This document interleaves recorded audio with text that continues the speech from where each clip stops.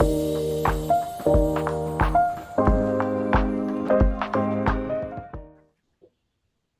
thank you so much for tuning in. My name is Nicola Kemp, and I'm Editorial Director at Creativebrief, and it's my complete pleasure to host this global Gerety Awards jury discussion. The Gerety Awards are very special because they judge all advertising, not just advertising to women, through the female lens, a lens that we can all learn from. And with that learning and development in mind, I have three incredible creative leaders with me today who are going to unpack the global trends and themes from this year's awards and give us all the back to school inspiration and energy that we really need during this seasonal transition. So, with me today, I have Joanne Robertson. She's CEO of Global Markets at Ketchum. She started her career as a political advisor and broadcast journalist before spending the last 20 years in communication consultancies. And then I have Marjorieth Lashari. She is the founder and executive creative director of 1,000 Worlds, an ideas factory that harnesses the power of perspectives to elevate human creativity. Their purpose is rooted in their name, with the goal of injecting a broader spectrum of perspectives into the creative industries. And last but not least, I have Marjorieth Sanmartin, and she is Chief Creative Officer at Puck in Germany, and she is responsible for the entire creative output of the group's offices in Hamburg, Berlin, and Stuttgart. As a half Venezuelan, half Spanish mother of two living and working in Hamburg, she is multiculturally minded and a true expert at multitasking. And let's face it, at this time of year, we all need a bit of multitasking expertise. So, to kick off, our first theme is really looking at creativity across borders. There's always such a vast array of work in the Gerety Awards, and even for someone as weirdly obsessed with advertising as me, there is always some work that I haven't seen or an idea that really surprises me, shocks me, makes me think in a different way. And I'd love to start with some of that and get your view, Joanne, if that's okay, in terms of what you see as the biggest global creative themes from the Gerety Awards this year. So I think for me, it was actually a really exciting year in terms of the quality of the craft that came through the Gerety Awards. But there was three really big themes that stood out for me. The first was simplicity. When you look at the campaigns who were awarded Grand Prix, they were so simple, both in their idea and their execution, but the quality of that execution and the craft that went into making truly creative, beautiful, and impactful work was truly exceptional. So I think simplicity, particularly in this really volatile and complex world, is really cutting through and having an impact. I think the second for me was humor. There were so many campaigns who really hit the mark. I mean, it's hard to make people laugh.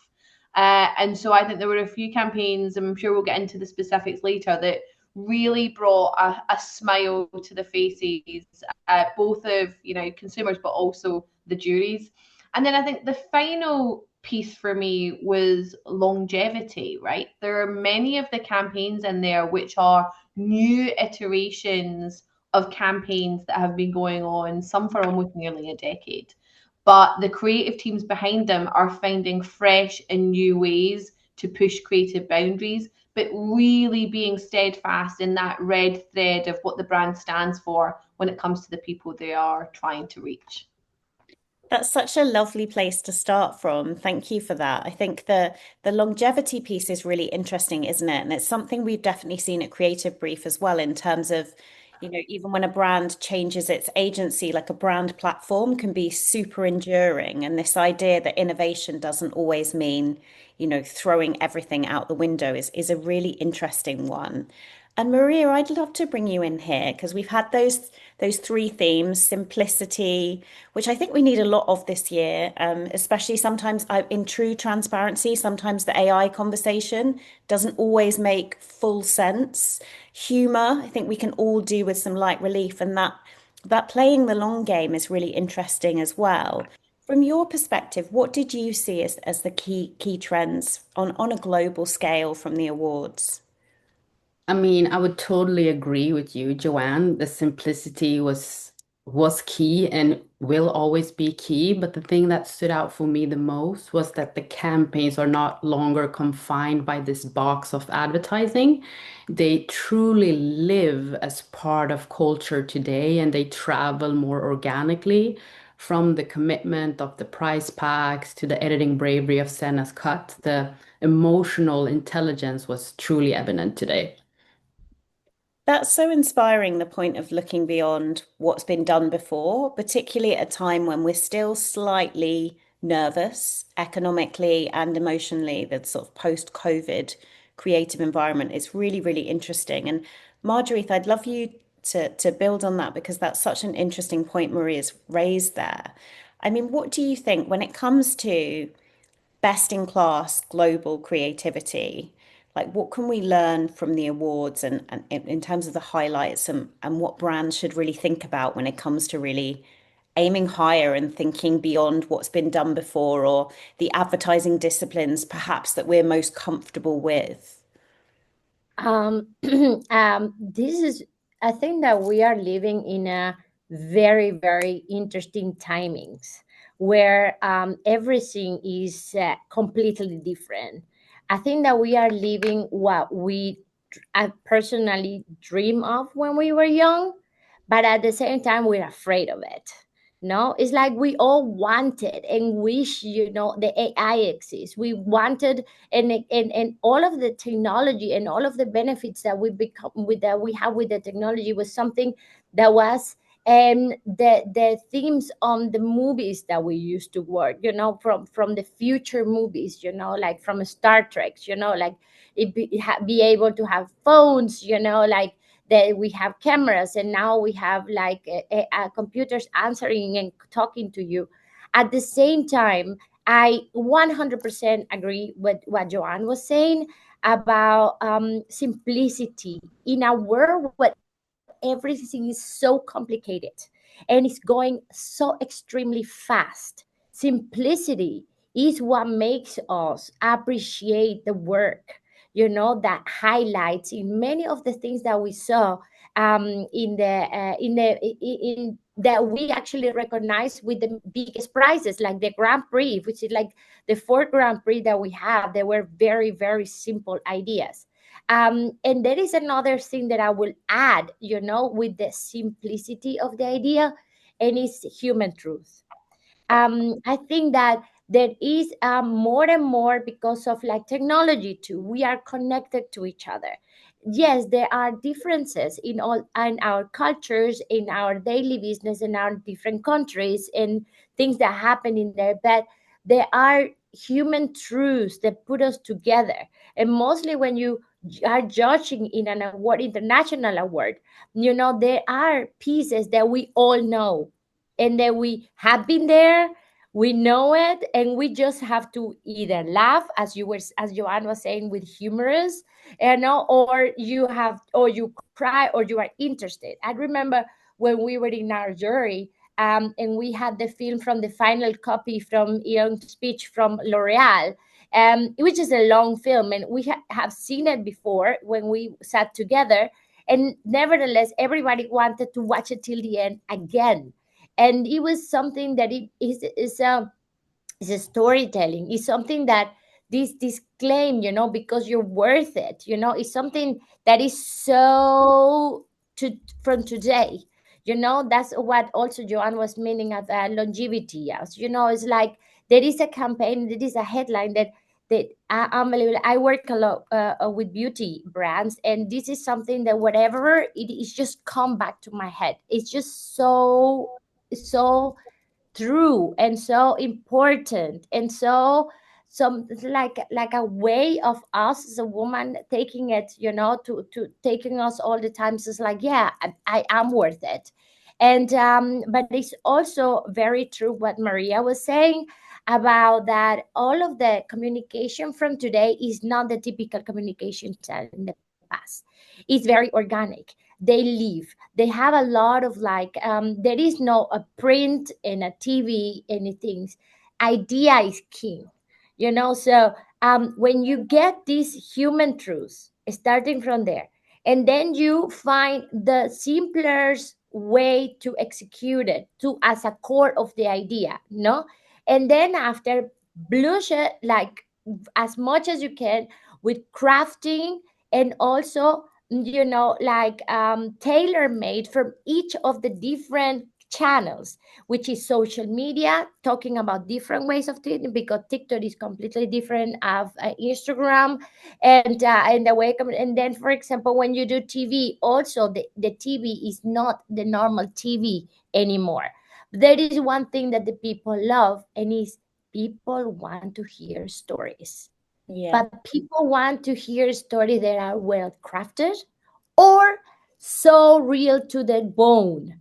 You know, either it's like super, super no filters real, or it's crafted in a way that indulge, you know, the way of watching it. You know, I think that this is, and this is where, like I said, I'm very happy to have somebody like Joanne, you know, because data is so important. And now we have the pleasure of, because of the technology, to have more data as we never had before. And because people all the time say people hate advertising. People hate advertising that first is boring, redundant, or fake that nobody cares or understand, or the other thing is when it's not relevant for me. And that is where data and the technology is taking us and bring us a lot, because we can concentrate to our target audience and give them the same truth and the same information in different forms to the different people. And this is something that is super interesting right now. I love that, Marjorieth. And I love the way that with brilliant work, like the last copy of Ian Specht, I mean, I don't even want to admit how many times that I've watched. It's almost the opposite of the skipping issue, isn't it? It's just a piece of work.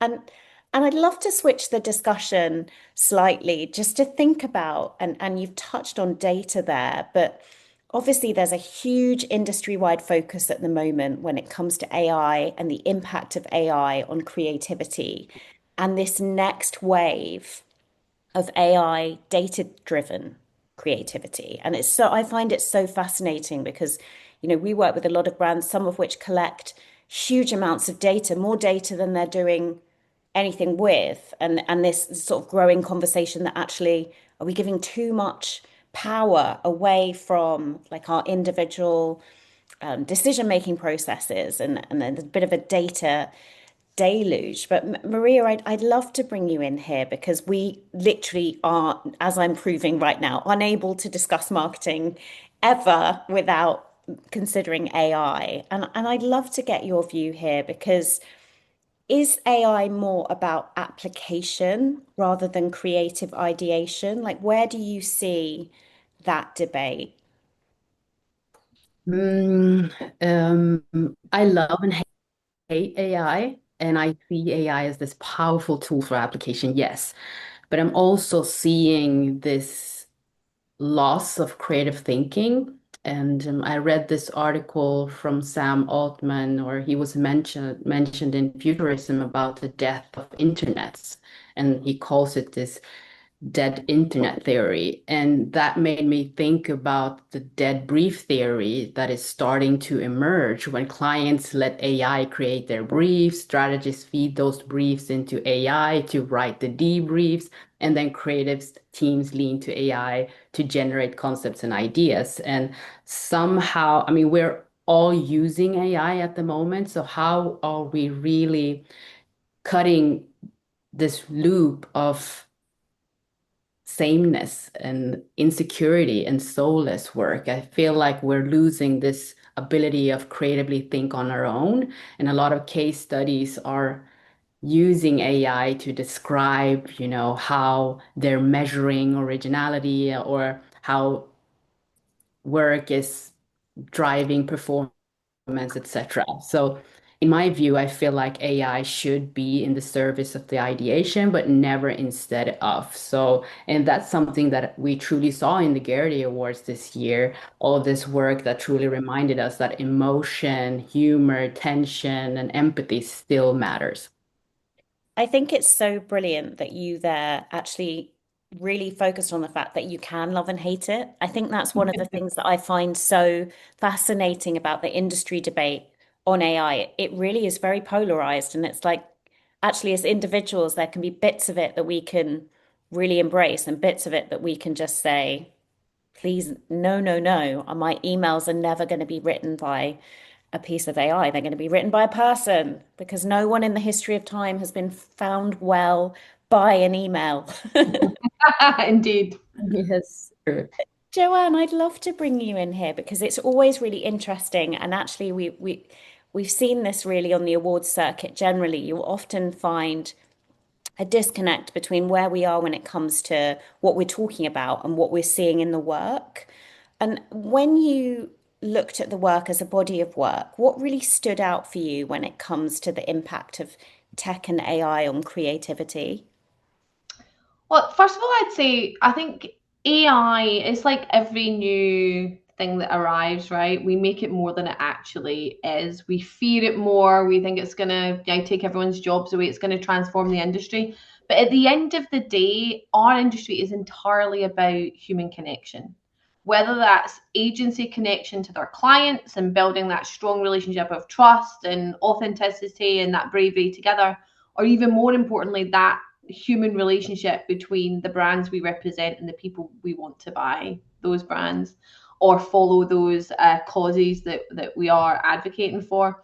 And the teams that will fly are the ones who really understand that AI is just another tool in the box. If you think it's going to replace the power of human creativity, then you're probably not going to be in the strongest place over the next few years.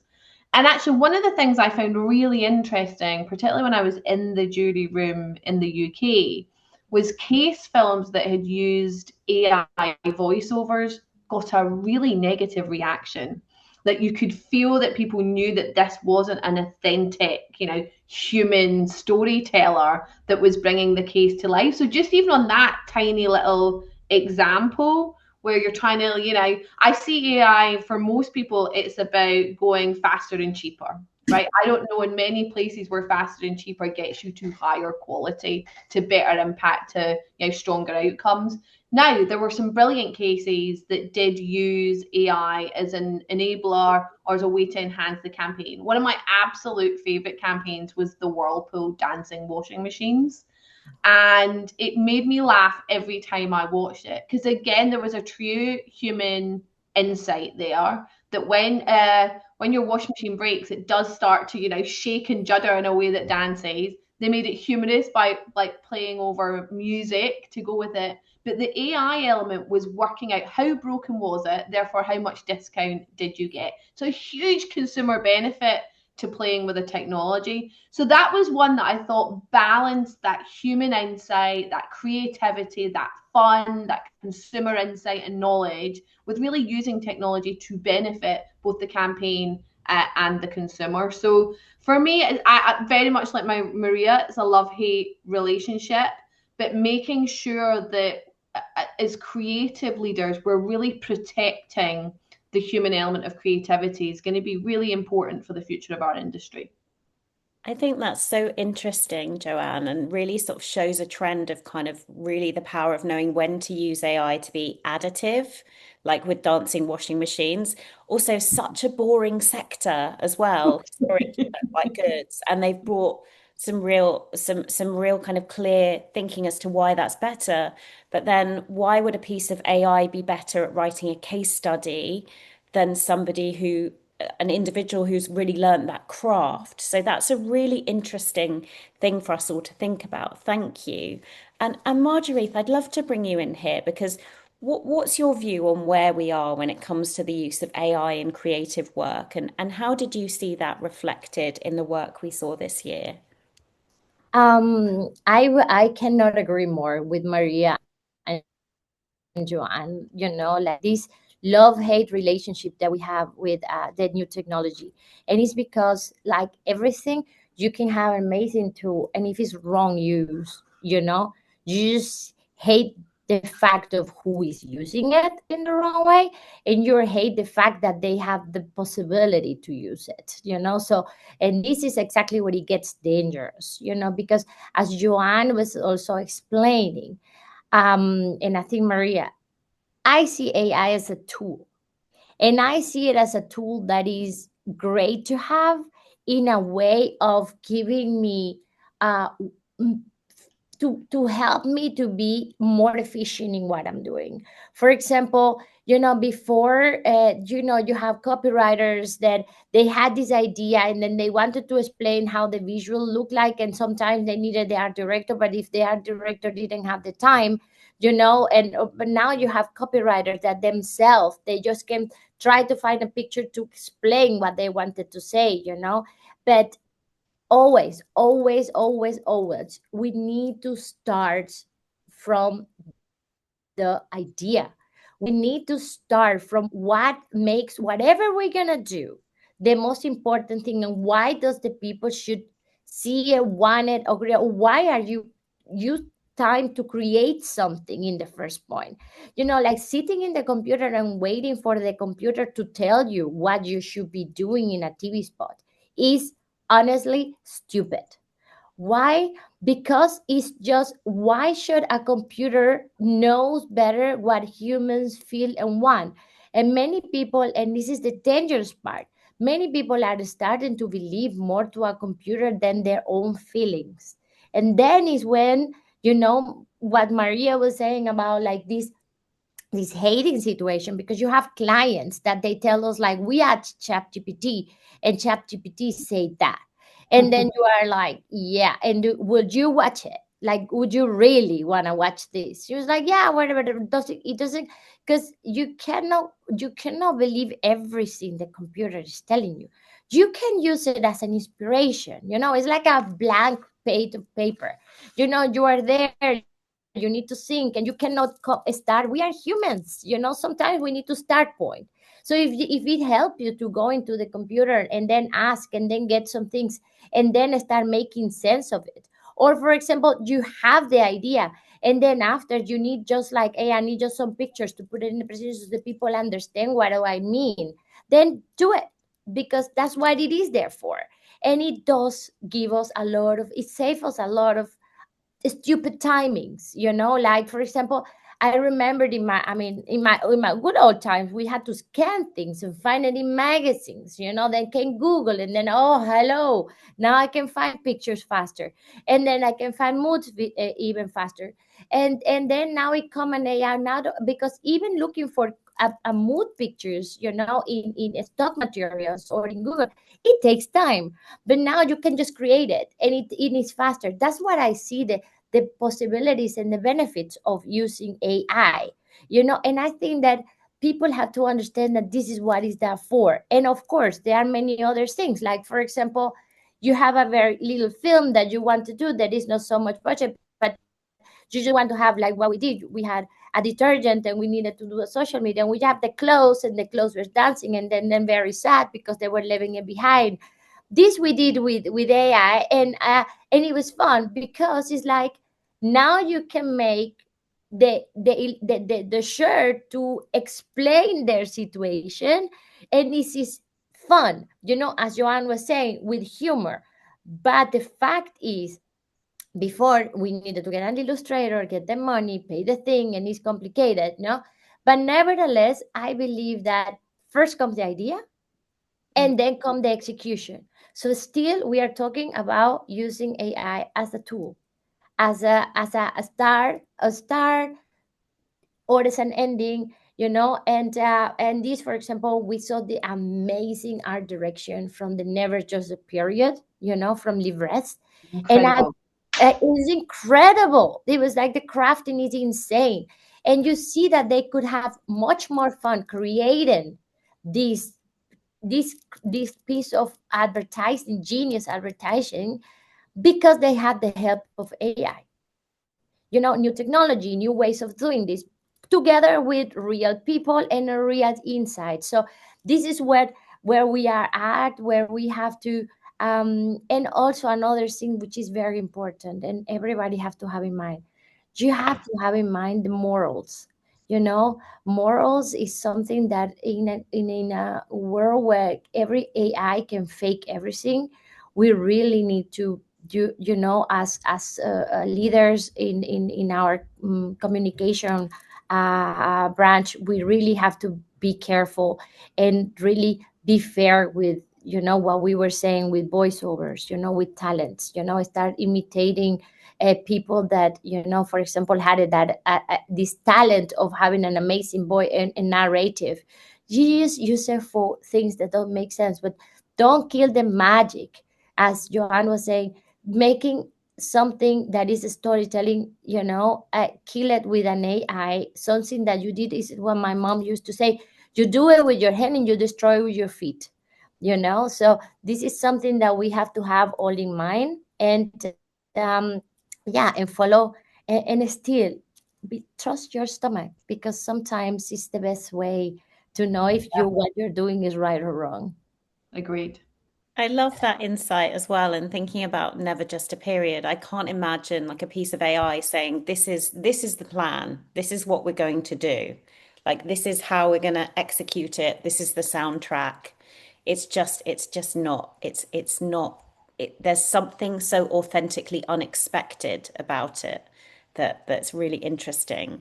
And shifting the conversation slightly, to just really focusing on the female lens, because it's such a unique perspective with the Gerety Awards, and ensuring that we don't lose that lens as an industry, whether it's burnout, maternity discrimination, or gendered ageism. Joanne, I'd love to kick off with you, because in the UK market, we're seeing a continued exodus of female talent from the industry. Like, what more can we do to stop this brain drain?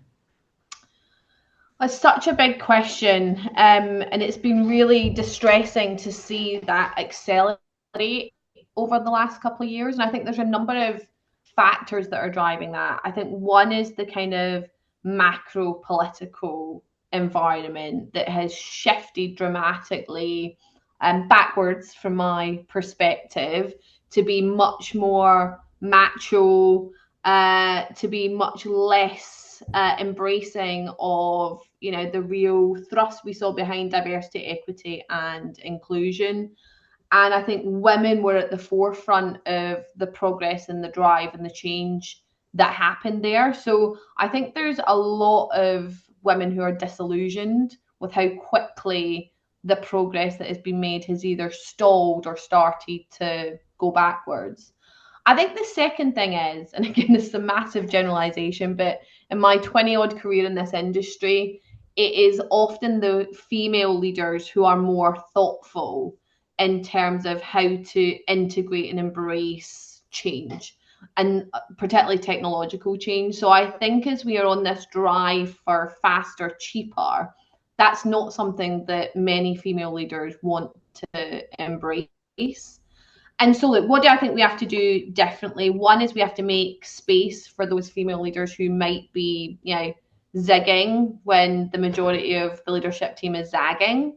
I think the second is that female networks and organizations are more important than ever, because certainly my experience has been that having that sisterhood and knowing that you're not alone in some of the challenges right now can really help you find ways in which to show up in different ways to drive the progress you want to see. And then I think the third piece is, as we go through this change in our industry in the next 12 months, I think it's going to be even more dramatic than we've seen over the last couple of years. As you look at the Omnicom and IPG acquisition, you look at the rise of the independents, and you really see the volatility in client-side organizations and those big multinationals as they navigate the volatility. I think it's really important, going back to what Marjorieth said, for us to lock arms when it comes to the values that we think are critical for our industry to continue to do really incredible, creative and impactful work. And again, in my experience, it is those senior female leaders who can really hold the line and drive the change in that regard. That's such good advice. Thank you. And Maria, bringing you in here and sort of linking this challenge back to the work, really. What is unique about seeing the work through a female lens? I feel like every piece of work that we looked at from the Gerety Award was not through the female lens. It was, through the human lens. Mm, The winning work wasn't just for women, it was for everyone. But I do want to piggyback on what you said, Joanne, about this feeling of loneliness that is sort of emerging around the industry. I remember when I started over 10 years ago, and I was the only Black female creative in the room. So we have this work to do where we need to make people feel more seen, and that's a revolutionary act at the moment, and anyone could do that. Women, men, Black people, queer. The most important thing is that we feel that we belong in a room where we can actually generate ideas together, and it's important to fill the creative rooms with different perspectives, and having similar creative thinkers and perspectives in a room is not going to revolutionize anything. But so I'm definitely seeing this decline in women. So we need to help each other to feel less lonely in every different level of the industry. Thank you so much, Maria. That's such a powerful point about being seen and the loneliness that can come in. And Marjorieth, I'd love to bring you in here because something I worry about a lot is for young women starting on their careers today, how can we create an industry in which they can play the long game? Yeah. I think that I agree, and it's very, very eye-opening, to hear what Joanne and Maria were saying, because this is something, and this is something that we women have to learn. It is tough for us. It is harder, and you just have to stop thinking that this is a problem. You just have to think it's like this, so just go for it, and then don't make anybody to make you feel less. Like what Maria was saying, I'm a Latin woman, working in Germany, and I have a C position, so it can be done. So, but one of the things and very that is very important is like we have to listen to the little girl inside of us, this little girl that was like, I can do it, and I don't care, and I can manage, and I don't care what people say. I know I can. We need to stop thinking in barriers. We need to stop thinking and just don't let anybody to tell you or let you believe that you are less or that you cannot make it, or you just like listen on what they're telling you. And this is something that I believe you have to start thinking or making your what they think is your problems your strength. That was what I did, for example. I was just like, okay, I am not this, but I am better on that. So for example, like I'm just gonna say a very stupid example is my name. It's a very complicated name. It's Marjorieth, with Sanmartin. But if you Google my name, I'm the only one. So all the time try to find the thing. I came to Germany and it's like, yeah, Georgia, you cannot speak German. Yeah, but for example, I need to. I will say things, or I will find things in the culture from the people here. I'm getting to know the culture. I will find things that for them is normal, and for me is a highlight. And when they see it, they either laugh because they realize it's true, we are like this, or they're gonna see things that they didn't put it as in the top of the line. So stop thinking that your stripes could not be your strength, because it's just try to make whatever people tell you that is your problem, just don't get mad about it. Just take it and prove them that this is actually your strength, And I totally believe in, and I totally celebrate what Maria and Joan saying. It's like we need to stick together, because the biggest of the problem is like many women think like, no, I have to go by myself and I have to run by the self. Men don't do that. They all the time, they learn from each other, they work with each other. Even when they hate each other, they talk to each other. This is something that is very hard for women. They're all the time like, no, she's my enemy, I don't talk with this person. It's just like, try to understand what is that you don't like, try to find out the situations. And I'm telling you, we all can learn from each other. And look, what you were saying, Nicole and Joanne, it was something very interesting. When the things were really down, Corona came. All the men didn't know how to deal with this. They were all desperate. And this is what I call, when the boys have problems, what do? They call mama, because mama had all the time the answer. So this is exactly what they did. They start calling mamas, and then mamas start becoming, the leaders and leading the state competition. Now the situation is difficult, but it's a little bit better than in the drama that we were. So they start getting in the comfort zone and start getting back to the norm before that. So we should not let that happen. And we should work together and learn together and empower each other, to be able to not be the only woman, or like Maria said, like the only Black woman in the room. Whatever it is, if you are queer or if you are whatever it is, just like try to support each other, try to enhance each other, and try to talk to each other. And that's the magic. For example, when the people were telling me like, Gerety Awards is only women, why? And it was like, why not? That's exactly the point. That is a very nice way of putting women together in one room and telling their opinion, and not being only the quote in the room. And I think that this is something super interesting, and it brings us together.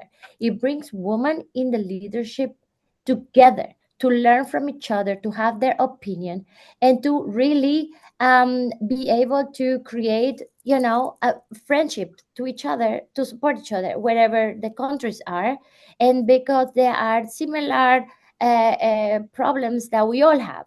And this is like, Maria is talking from Britain, Joanne is in London, I'm in Germany, I'm a Latin person, from Spanish, Latin. So there is a lot of cultures, but there is one reality. And this is, what we have to work for and make it, our clear denominator, and then make the things happen. And like just Joanne said, I'm really thankful for the Gerety Award, because I got to meet amazing women, and I can wait to keep doing this within the network from the Gereties. I love that focus on community. And it's something that's really important as well from a client perspective, because another trend that we really saw in the work this year was kind of this emergence of this new challenger mindset in marketing, whether you're like a really established brand or a startup brand. And Maria, I'd love to get your thoughts on this, because we saw a lot of earned media in the work. Do you think brands are getting smarter in how they attract and retain consumer attention?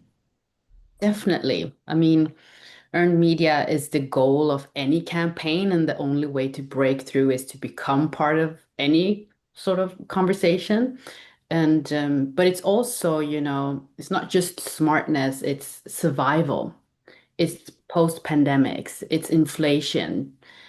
Our budgets are shrinking. Paid buys attention, but earned media sort of demands it, and we don't have the money to work in other ways at the moment. So work that the world can't ignore will always win, and that is the simple work that Joanne was mentioning. And work like the price pack this year, the grocery inflation, it was hard to ignore. It was global, it was universal, and that's why work wins, and really demanding attention instead of just buying it. That's so fascinating, and the kind of simplicity of some of those earned approaches as well is really interesting. And Joanne, I'd love to bring you in here because you mentioned it right at the beginning, humor. I love the fact that resurgence of humor has just been on the up, on the agenda more for the last 2 or 3 years. I mean, how important do you think is landing some light relief in our marketing ecosystem right now? Well, you look at the data around, people's health all over the world, particularly mental health, anxiety, depression, particularly in young people, steadily on the rise.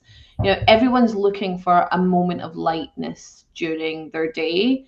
And I think communications from brands can be a small part of that. It's not going to change the world, but it can be the thing that makes them remember you from what can be quite a heavy and complex and volatile day-to-day life for a lot of people.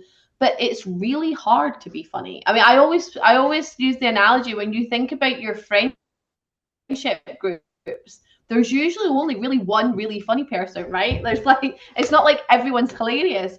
And so when you're kind of trying to be funny as a brand, it is so hard. And again, it just comes back to those same principles. Look for the human truth, be simple. And I think there's so much of brands trying too hard to be funny. So again, if it doesn't feel good, if it doesn't feel simple and light and just a moment, it's probably not going to work when it goes out into the real world. So I would also say, don't try too hard to be funny. Make sure that it's authentic and it comes quite naturally. Comes naturally, but it's so hard, isn't it? Yeah. That's true. And Marjorieth, I'd love to get your view. How important do you think it is to be a challenger brand in your approach, and how do you see that reflected in the work? I'm gonna take what Maria was saying because I love it. It's a matter of survival. You know, the budgets are going down. You don't have the media budgets that you used to have. You don't have the production because all the time the percentage of the media is the percentage of the production. So everything goes down. So it's like, if you are not willing to be brave, you're gonna die. That's as easy as it is. Like nowadays, the brands will have to learn and deal with being braver. And all of the time, like they will anyway do tests. I have no problem with tests because if the idea is good, it will survive the test. But so I don't have any problem with tests. I have problems with like getting the result from the test and then not daring to do it after. And then you are like, so why did you pay for the test? And you got good results from the test. And after you want to change the idea, to make it softer, just because 2 from 100 said that maybe I don't like this. You cannot change the complete communication. You need to listen to the people and you need to take risk because, as Maria said, you don't have money. You have to make the people talk about you. Some will always criticize it, like always is normal. It's a human. It's the human truth too.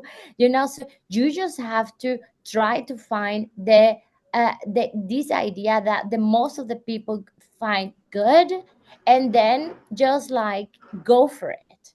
And I think that this is like the more we're growing, the faster the communication is, the more brands there are out there, because there are insane amount of brands coming every day with 1,000 millions of startups. If you're not brave and you're not trying to make your things going, that the people really want to watch it, you're dead. It's as simple as that.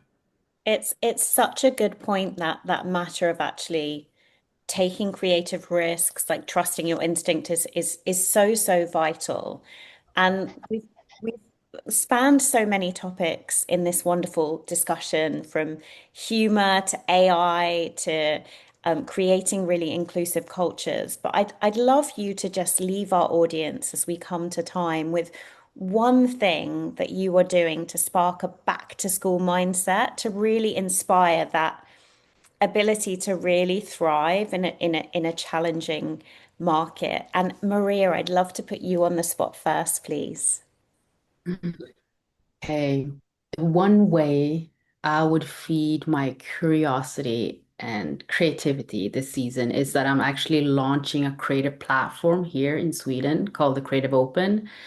And as we all know, Sweden and Scandinavia as a whole has this strong tradition of innovation, creativity, and design. But after the pandemic and the inflations and all the agencies that sort of shut down, all the big machines are no longer the biggest. I mean, we have these new indie agencies that are growing. A lot of creative thinkers are suddenly struggling to connect with each other. So I want to create this platform, collaborative, cross-disciplinary summit to encourage some kind of creative growth here in Scandinavia and open up for more collaborations among creatives, freelancers. And that's not for profit at all. It's just to feed my own curiosity and creativity. I love that, Maria. We will check that out. That's great. Joanne, could you share yours, please? Yeah, I think one things I've been doing as we've gone back to school and back to work after the summer is decluttering. And the broadest sense, like I decluttered my makeup bag, very simple example, but also trying to declutter my days. It's really easy for so many things to be jam-packed into your diary that aren't really driving value or progress. And I think as I go into this autumn season, I want more time and space to think and reflect of some of the big challenges we're facing as an industry and with our clients, because I think that will get to stronger creativity. That's a great one. Thank you for sharing. And Marjorieth, what are you doing? Um, I love Maria feed your curiosity, because I think that feed your curiosity is like the base of everything. And this is also something that we have when we are young. Is pretty much what you were asking, and Nicola. But there is another thing. There are kind of like two things that stick all the time in the top of my head. Is like, when you're young, you think like nothing is impossible. So really just go back to this and stop with everything that you get every day telling you no, it cannot be done, the budget, the thing, the brand, forget about all this stuff, and all the time start with like impossible is nothing, like I can make it happen. And there is one thing, whatever you're doing, if it's with the AI or making the things happen or being curious, one thing you should know, that is an amazing quote that I will never forget, and it's stuck in my head. I read it one time in the Velocity book, and it says, "Be aware of the lollipop of mediocrity. You lick it one, and you suck it forever." So I love this quote. And I think that everybody should have that as a freaking tattoo or in your wall, like, and then whatever you're gonna do, if it's AI or if it's like normal or whatever you're gonna do, just like be aware of the lollipop of mediocrity. That's such excellent advice. Thank you very much. Um, Thank you, everyone, for tuning in, and thank you to our amazing speakers.